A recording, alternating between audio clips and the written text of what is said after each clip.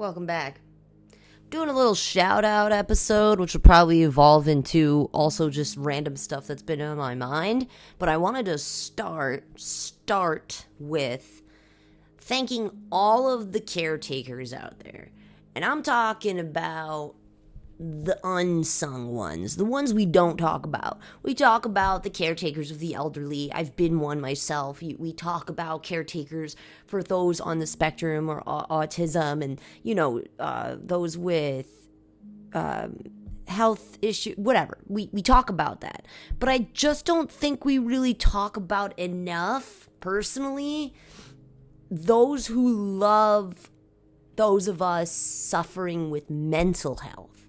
And not the obvious mental health, like not when you're just in the trenches, but life after the trenches. Life with assimilating into the peace, into the newness, into the new lifestyle built to support the mental health.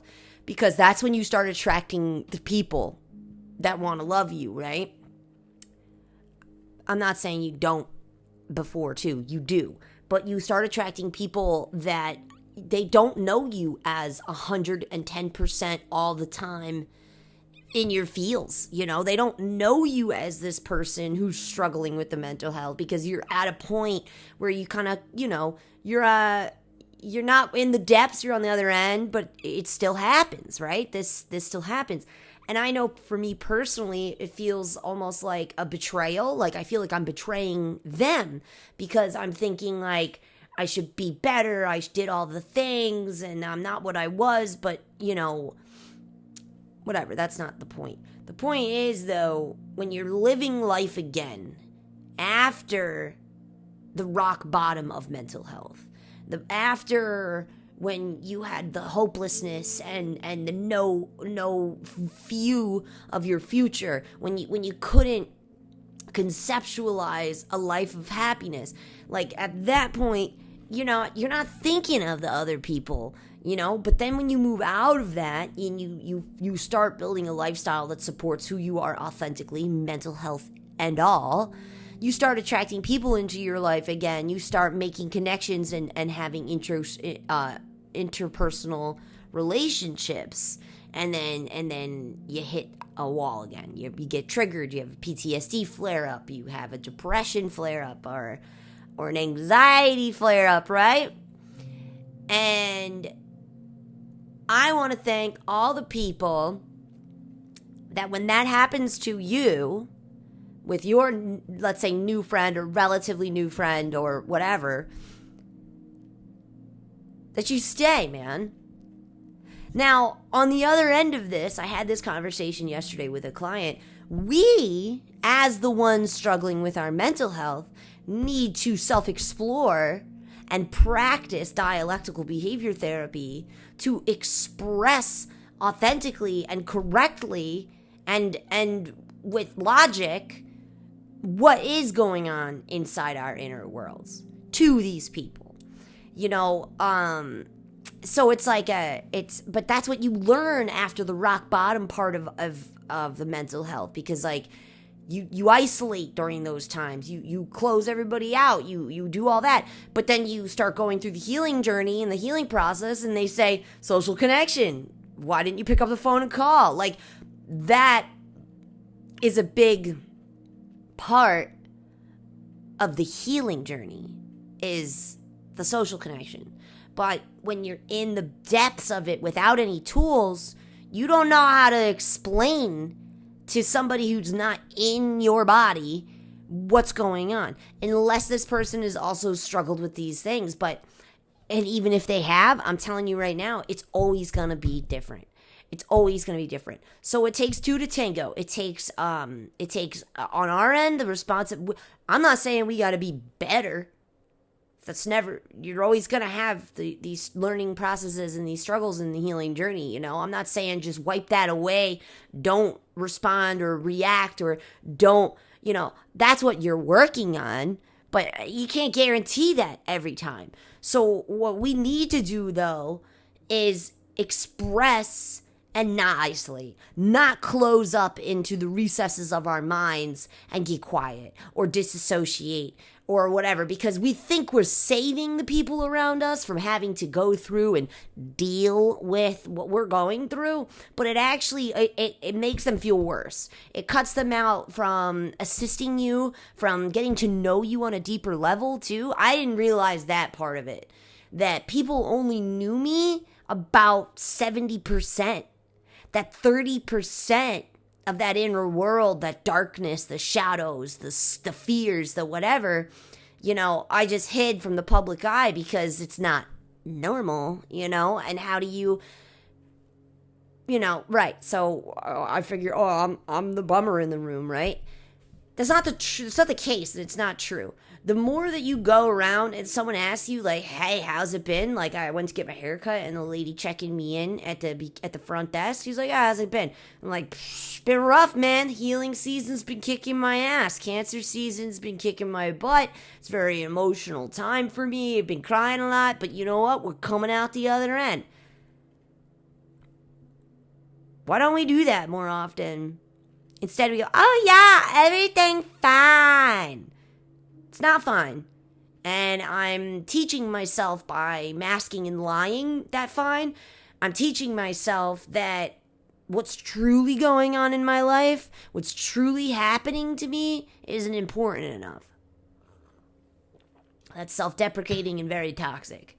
So if someone asks you, tell them, yeah, been doing this, been doing that, been healing that, been doing that, been having nightmares, but it's all right because I'm doing this about it. But stop hiding that part of your world, because that is what happened to me before. And what that did to me was it created enemies. It created narratives, false narratives about who I am, because I'm letting other people take the pen. And the way I appear and feel vibrationally when I'm struggling, it doesn't come out and emanate as I'm struggling. It emanates as, get the F away from me, which is crazy because my soul is like craving, no, don't get away from me. And I'm not thinking get away from me, and I'm thinking connection, I'm thinking this, but I'm also thinking hide and categorize and compartmentalize, because I don't even know why. Is it because we're embarrassed? Is it because we think we're going to be a bummer? Is it think we're going to... But that's another thing why it's important to express, to learn dialectical behavior skills. Because it is hard to constantly be a wave of emotion trying to express.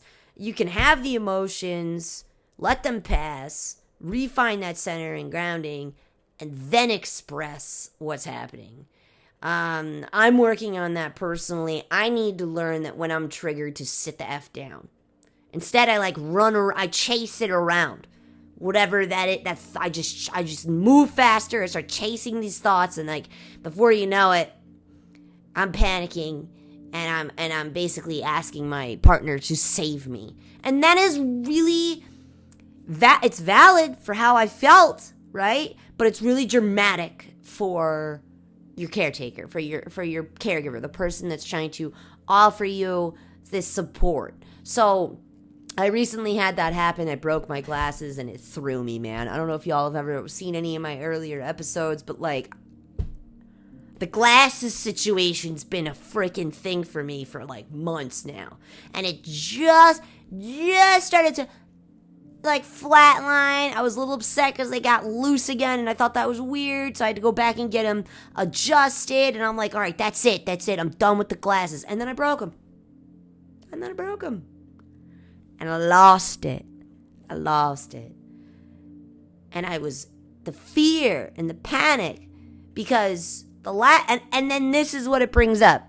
The last time you broke your glasses, right? Effing healing journey, man. So we go back there, right? We go back to the last time, and the last time is I jumped into a lake. I'm pretty sure I talked about this too a long time ago. Jumped into a lake with my glasses on from a boat after everyone told me don't jump in, take your glasses off. And I was like, I do this all the time. And I did it, and I lost my glasses in the lake. That was also when I was a heavy drinker, so I was definitely drunk on whiskey, and if someone tries to tell me what to do in that state of mind, I'm gonna go do the complete opposite. This is why we don't drink anymore, okay, guys? Not fucking, excuse my French, not the vibe. So there goes a $500 pair of glasses because I'm blind at the bottom of the lake. And I don't think I've still ever gotten over that, because what I did was just start drinking again, right? I'm not going to process that emotion. I'm not going to sit with it. I'm not going to feel the blame. I'm not going to feel the fault. I'm not going to feel any of it. I'm just going to move. And that's exactly what I did. And guess what? I had to feel that when I broke these glasses. And you don't realize it in the moment. You don't. You're just like, really? Right now, I've got a vending event, and then 2 hours after that vending event is over, we're going to a wedding. And my glasses just broke. Like, so there's a mixture of the present situation. The present is annoyed, right? How am I going to get all this figured out today? I have, like, there's no time. So that's A, me thinking in the present, being overwhelmed by the present, which is valid. However, the PTSD is telling me I have to do it alone. My partner's literally showering as this is happening, and it's a Saturday. But I don't think, let me calm down and delegate what needs to happen. The two of us can handle this. Now, I go right into the present annoyance and then link it right to past isolation, lonesomeness, having to do this all on my own, lack of support, etc. And then, after I got through that one, then the wave of, you're an idiot, what the hell, you know better, from the boat situation, that came up, and then I lost it, and I'm now doing one of those, and I'm like, that's not helpful. And that's another reason I wanted to make this post today, because we talked about it afterwards, and my partner admitted that's not helpful, because now he's in a panic, and he's fighting back tears, just trying to support me. And it's not like he's not going to still support me. He did, and he went to Target. He took the glasses in while I went to my vending event. Like, no big deal, but this could have been a lot less traumatic in the moment if I would have sat down first. Just sat down instead of chasing those thoughts from one to the next and mark, map, and moving, which is a technique we've talked about before. Mark, map, and moving the whole healing journey right then and there. I should have marked and mapped. No, maybe not. I don't know. There's a time and a place, man. I think that there's a time where it's like, you can't help it. Like, the healing is happening. That's the trigger. I'm already in the triggered state.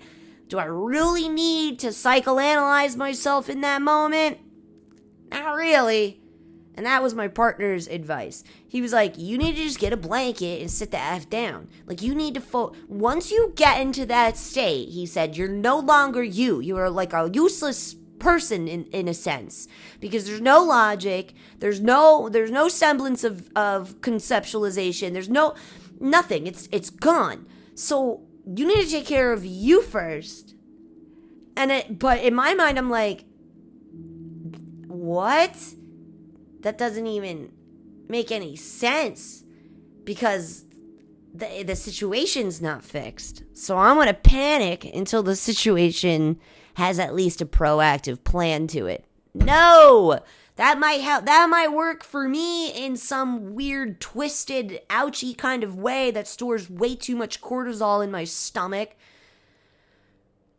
So no, it doesn't work for me. But it's 100% not going to work for the person trying to support. So next mode of operation is ground, center, calm. Don't think about the whole day. Don't think about the situation. Just get that nervous system back into balanced health, because then the logic might return. Or at least I'll be calm enough that I can hear the logic of another person instead of screaming back at my boyfriend that he's not listening to me. Because he was listening to me. He was just not saying what my panic wanted to hear. But we don't need to feed the panic, and that's what he was trying to do. So, another thanks to all you caretakers out there, because I'm the one in the house that takes care of, like, the the bills, the money, the thinking, I mean, he thinks, I'm not putting him down. I'm just saying, like, I take care of a good amount of responsibility in our household, and I am in turn majority. I'm like a stable structure, and I think that's what kills me about that, because I go from feeling like I'm really putting in my part. I'm feeling like good. I'm feeling like an equal to my partner, and then when those kinds of things happen, I feel like I'm not doing enough. I'm not giving enough. I'm not whatever, because the amount of care and the amount of effort and energy that has to go into, but that's why it inspires me to work on, when I'm triggered, to work on just getting that grounding first. Because it's valid to freak out. Yes, it's valid. But my freakouts are attached to like 15 years of pain. So it's exacerbated and very loud in a way. And having these open dialogues, because I felt guilty. You do feel guilty once you reorder and find that calm again. And you're very logical. Oh yeah, I've got my old prescription glasses in the freaking closet. I even have contacts.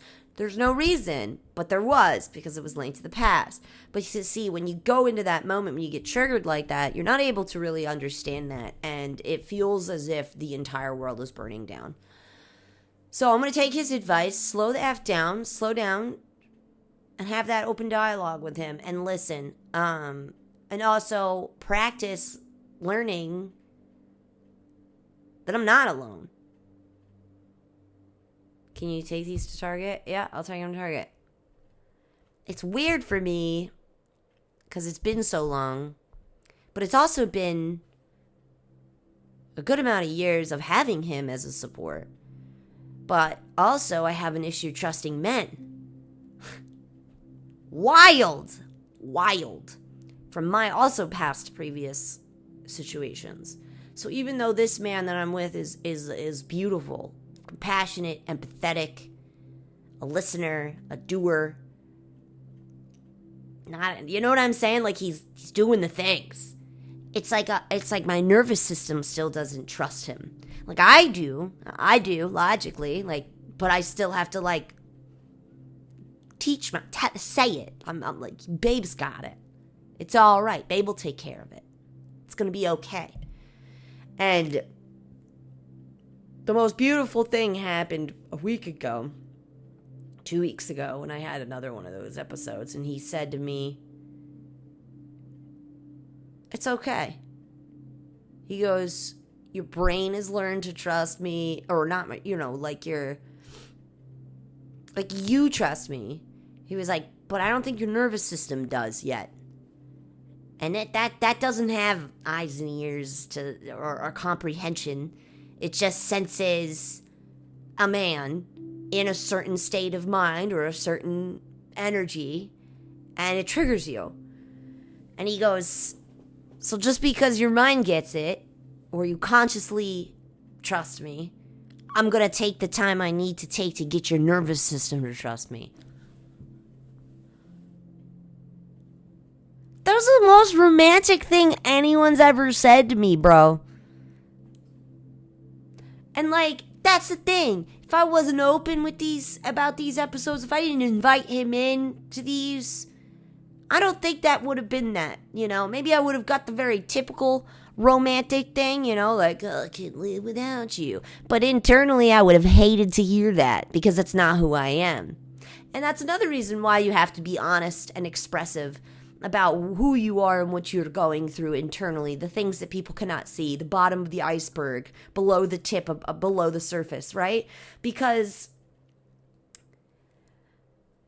no one can love you truly and to the 100% depths of your authenticity if you don't also share your shadows. It's just true. Because then you get stuff like, I'm a fight to get your nervous system to trust me, rather than the generic, like, whatever. I can't even, like, imagine, because, like, it makes me, like, I can't,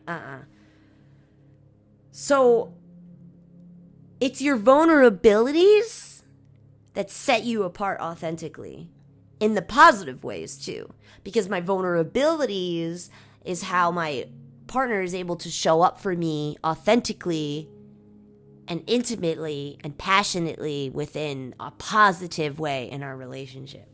So even when so the things you're hiding that you think, oh, I just can't, blah, blah, blah, blah, you're doing yourself an injustice.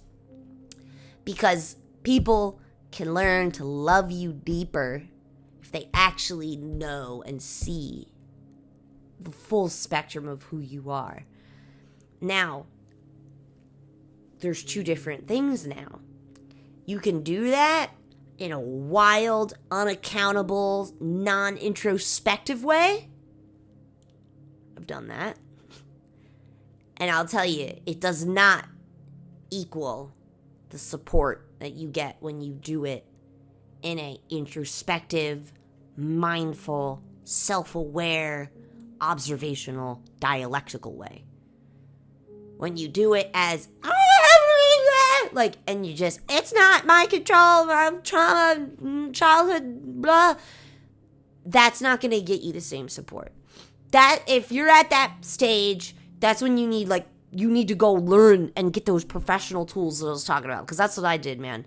I didn't know I needed that. They coerced, like the medical field. That's just like the road. It's the road from like inpatient, and then I went to an outpatient program, and that's when I started learning about dialectical behavior therapy, started learning about cognitive behavioral therapy, and with the awareness of those things and the application of those things, I still have that going on inside, but it's way more calm, and I'm able to express, and I'm able to say, yeah, that goes to there, and that goes to there. And I don't really like that. I kind of want to put this over here. And I'd really appreciate that support. Maybe any advice you could give, or just what do you need from me while I'm in this state of like groundedness? What do you need from me to learn right now so that you can support me in the next situation? And you have that talk. That's self-awareness. That's self-accountability too. That's not saying it's everybody else's fault and that's why I gotta be this way. Yeah, sure, it's not your fault. You didn't deserve your past, but you do deserve a future, and that puppy is all up to you. You get to decide how long you're gonna suffer for. Now, that's the thing though too, because depression comes in waves. And like, yes, when it comes to healing PTSD and trauma, there's like a certain amount of letting go that really does help, but that doesn't negate the waves. The waves just become more like this instead of like poof, poof, poof. So, yeah, it doesn't just completely erase, but it's softer. It's more malleable. It's more huggable in a way, which in turn made me less rigid, less spiky of an energetic person. I'm more warm, I'm more cozy. Not to strangers. We've noticed that. Funny story time, because I think this is really funny. My friend's birthday and I are like 10 days apart. So for my birthday, we went horseback riding, and I wore like a happy birthday pin. Nobody said happy birthday. I'm figuring it's because I just turned 34 and everyone's like, get over it. You know, you had 34 of these. You still hype? Of course I am, because I just came out of almost dying a bunch. So like my 30s is like, yeah. So, and whatever. I didn't think about it. I just figured because I'm an adult, right? Then, a week later, 10 days later, we go for my friend's birthday. She wears the same pin, like it was my pin I took off and I gave to her. We passed it around as a group of friends. So it's not like, you can't say, oh, maybe hers is brighter, maybe hers is more legible. It was the exact same one. And we went out for her birthday. So many people stopped to say happy birthday, man. And it got me it didn't make me think, like, what's wrong with me? It actually made me, like, really empowered and proud of myself, because I'm repelling people. I repel strangers to an extent that they don't engage with me unless I decide I want to engage with them. And you know what? That is cutting down on the overstimulation and cutting down on the overwhelm and the burnout and the drain. It's helping me live a better life. And I just was like, wow, I didn't recognize it and I didn't realize it. It's not that I'm emanating an energy of like, don't fucking do it. I think it's just like, I'm good, man.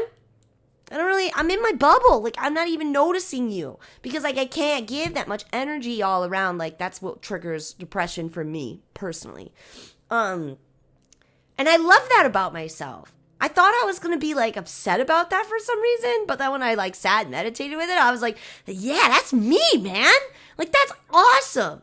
And, like, that's... So, right. So that's another thing too. Like your energy that's emitted is definitely felt.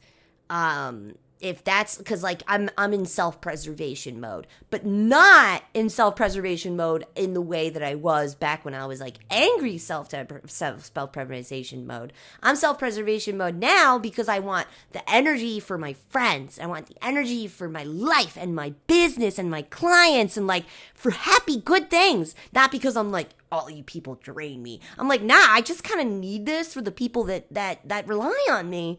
And I like being reliable in that way, you know? And I can only be reliable though within a smaller group like that because that's how I am. That's my energy. That's just how I am. And that's beautiful. So it's like right. And it's not that I thought, oh, what am I giving off mean girl energy? I'm not, because when I do look and I go, oh man, love your dog. No one's like, oh, the mean girl. They're just like, yeah, isn't he great? Like, so it's not like I'm giving off this opposite energy. And then when I'm speaking, I'm, shocking everybody. Nah, it's just like, I'm not inviting it. That's basically it. I'm not inviting it. It's draining. I'm not inviting everybody. I'm gonna invite the guy with the cute dog to have a conversation about the cute dog because that's what interests me. And that's what keeps me fueled. I don't want to talk about the weather. Like, I want to talk about the fluffiness of your dog and like how many times you got to take him to a groomer. Does he shed a lot? Do you vacuum him? Is that the breed of dog I want? Like, because I like fluff, but not too much fluff. I can't do the dogs that look almost like just skin, like the short hair, too short. I need a little scruff around the neck, but not too scruff that like they get super hot in the summer because like I'd feel so bad for my dog. Plus, I know my mental health. I'm not gonna be able to brush him every freaking day. I need like a once a week brush, which would like help me on a low day because I'm like, I gotta get up and brush the dog. So like, I think like that. That's all I think of. That's the only way I think. And so it's like these conversations are genuine. They're authentic. And I feel such more of a connection with that. Like I will remember that forever. Like, oh, that was a beautiful story, beautiful dog, beautiful situation. Like, and like those connections, like versus when you hide the bottom part of the iceberg and you're always just trying to be a certain face. Like, those are useless connections. They're meaningless. They don't fill you with anything. You don't fill them with anything. It's just like another thing to cross off the list. Like, had my small talk chat today,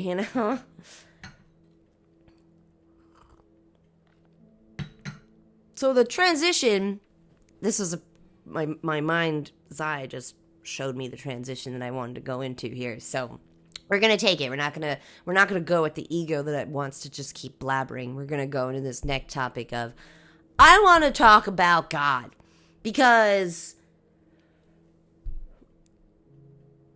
that's another thing I feel like I gatekeep a little bit because, yeah, I am afraid.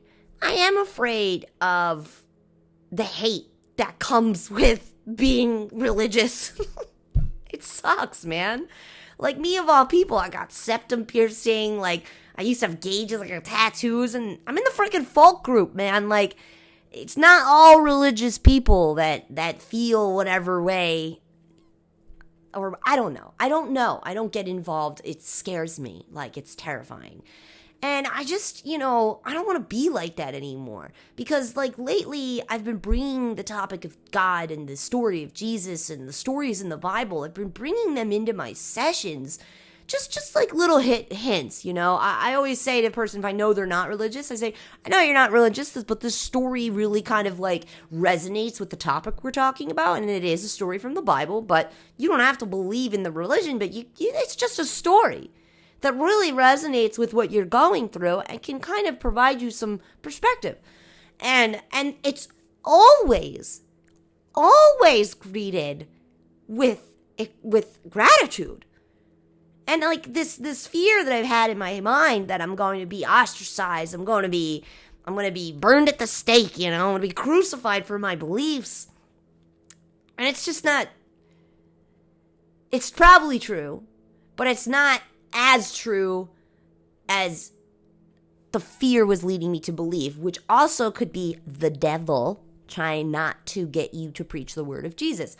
And the more I do talk about it, this lightness, man, like this, I get like zapped with just like the pure energy of the universe, and I'm just like I'm gassed up, man. That is the Lord gassing me up. And like the amount of things I've prayed for even other people, and then seeing it working in their lives, how can I not believe there's a God?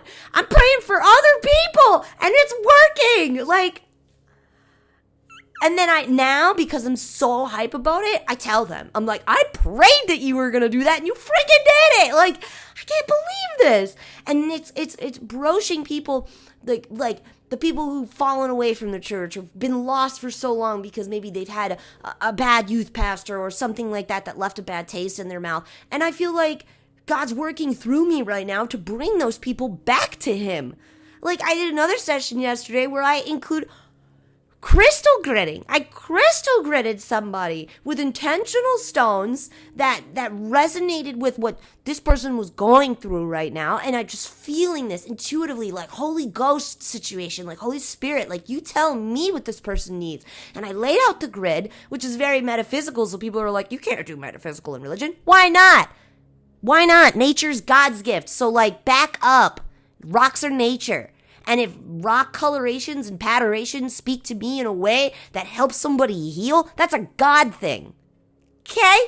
So anyway, I laid out the grid, and then I felt moved to grab my holy water that I have from church, from Father Charles, and I put that on my hands, and I held her giving hand, her receiving hand, and I just spoke over that, like over the giving and the receiving. You don't need to give to be able to receive goodness. You are good at heart. You deserve goodness no matter what. And then I felt called just to put my hands over her forehead and bless her, and I said, and I'm laying over her like this, and I said, the Lord doesn't take the storms away. He makes a path through, like parting of the Red Sea. And that's when she just released, man. Like that, there was another couple things that I had said that were God related that she started to bubble up, right? But then right when I said that, when I brought the Lord into this room, the healing began, man. And you know what? It's sad. I don't like thinking about that. I'm not really into politics. That also kind of scares me. But what happened to Charlie Kirk, right?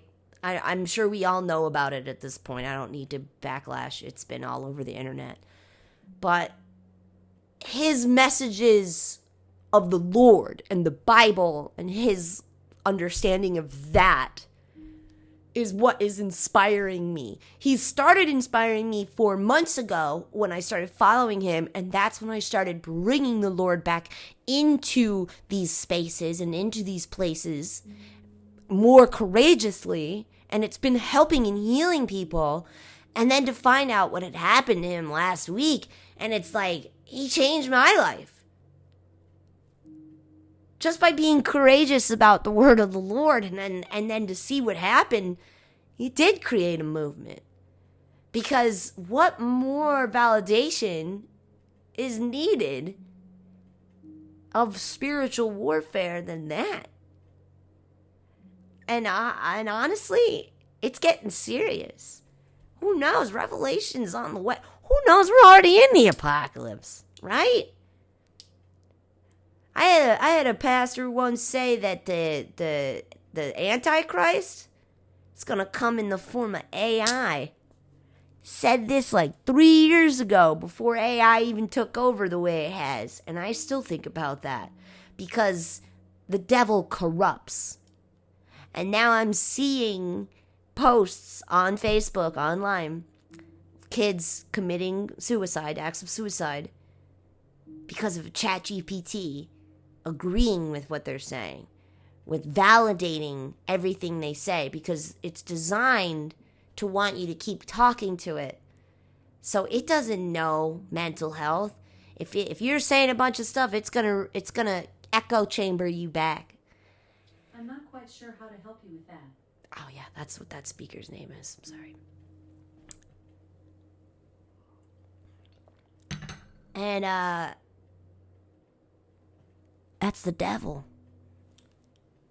Now, I'm not like I'm not like a radical, like, that's the devil in your computer. No, it's not that, like, you gotta look at stuff as, like, ideals, as concepts. Right? I'm not saying there's literally a demon in your computer, but the concept and the idea breeds demonic ideals. It breeds demonic whatever. Now, I've also seen people use that same app in a positive way, and it's helped them in positive ways. But once again, if it's something that just kind of mirrors back the conversation, let's say you're bringing negativity to it, it might mirror that back. But yeah, we got to do that more because, like, we're losing it, man. We are losing sight of what's important. And it's sad. It's sad because, first off, no one deserves to die for their beliefs. Jesus did. And I felt like, when you learn that story, that should have been enough. But not everybody wants to believe that story. So the universe, which is designed by God, created by God, sent another martyr, then sent another martyr, then sent another martyr. And I'm wondering when we're gonna unite, right? And we're gonna start believing. Because history has been just repeating itself. And we're still just like, no, I want ultimate control. Nobody tells me what to do. Yeah, the laws of the universe tell you what to do. Like, you can't fly because of gravity, but you think you're in ultimate control. You can't defy gravity. If you fall from a building, you will splat. You cannot defy gravity, but you think you're in ultimate control. It's as simple of an analogy as that. You can't fly. You can't decide tomorrow to fly. So who's really in control? Is it gravity? Whatever it is that clicks in your mind, that recognition of your lack of power, that you truly, or the lack of control you really have. Not power, lack of power. God likes us to be empowered. He likes us to be the overcomer, but humbled, right? But to think you're in control, stop winter. I want you to come over and stop the leaves from falling off my tree right now. Oh, you can't?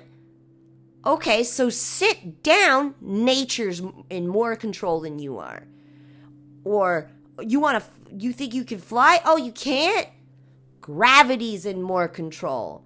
Now, what are these things associated with? Gravity and nature. They're parts of the design, the natural design of the universe.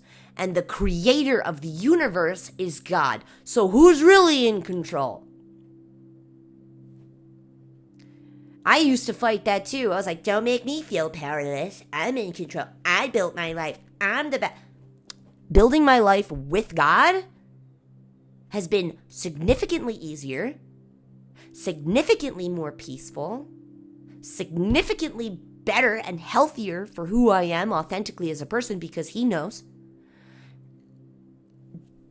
All better than when I wanted to be in control, when I wanted to be the most powerful thing in the universe. It was so hard to build my life back then.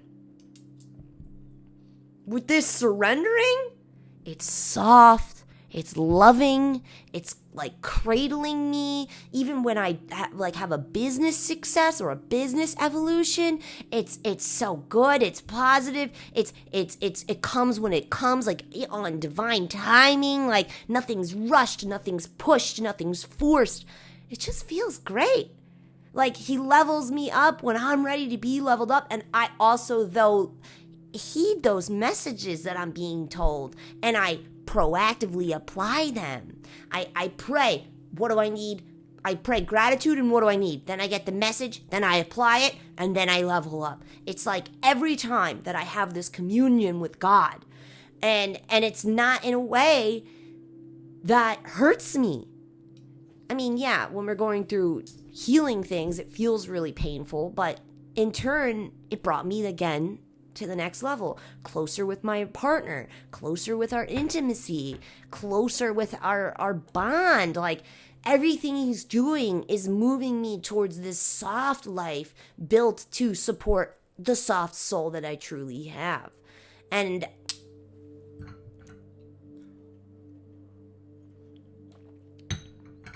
I couldn't even imagine this on my own.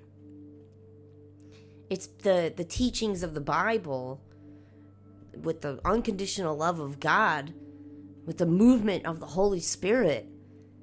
And then I listen and I do it. And every time it's like fruition. It's beautiful. Like I really don't have anything to worry about. And that's also helping me heal the PTSD. And I feel so guilty when I get triggered because he's literally proven it to me over and over again.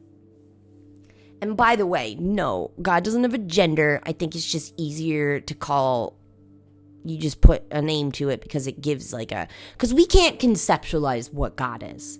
We can't. If we could, then I don't think we'd be doing what we're doing, like a little bit of mystery keeps us chasing after the cheese or whatever, right? I don't know. I don't think we're meant to fully understand, and not until it's time to return back to God. And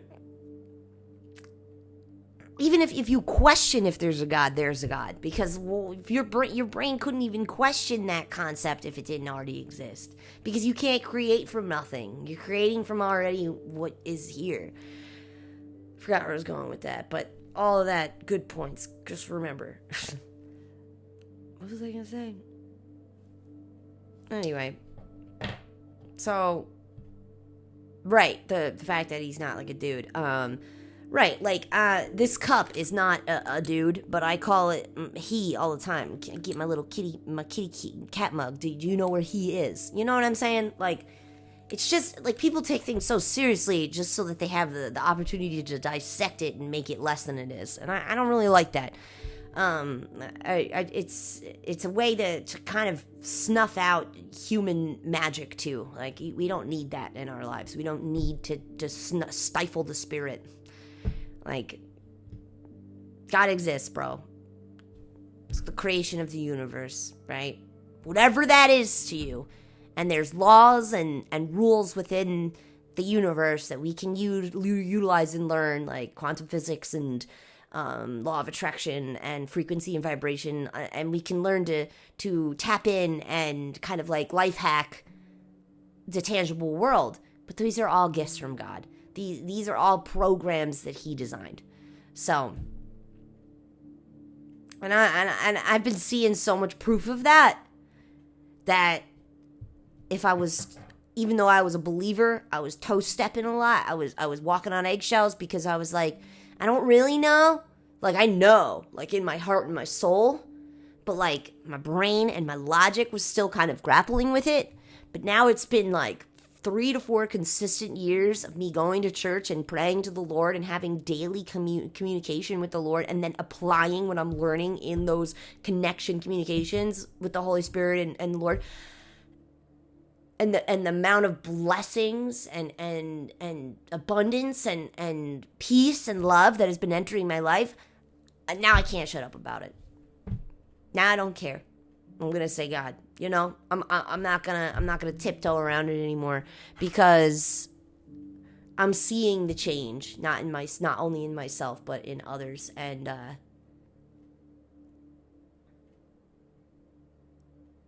we need to get back to that.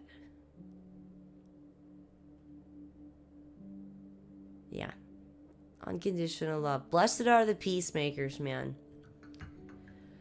Oh, but it's so terrifying, isn't it? When everything's...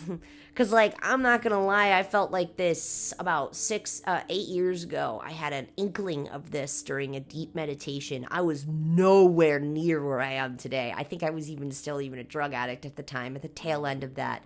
And I had this recollection moment of the rebelief in God and Jesus and that love and that power.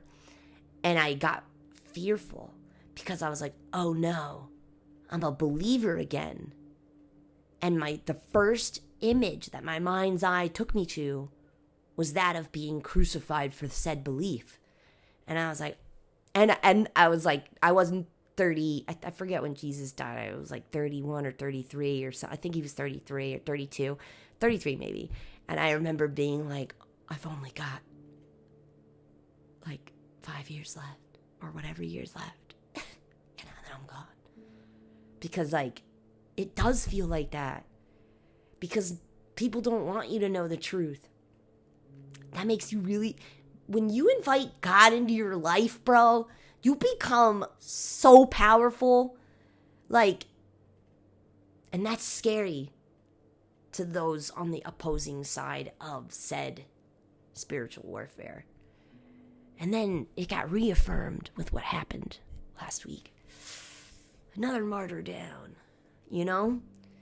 But I think this is time. I think it's time. I think I shouldn't fear that any longer, because if I truly believe, then all you're doing is bringing me closer to the Lord and entering me into the kingdom of heaven. So, on that note, it's still scary. I don't think anyone, especially after assassinations, still a scary thought, even though you believe, All right. On that note, I'm going to go. I finished my mint tea. Have a great day, everyone. I'll see you next time.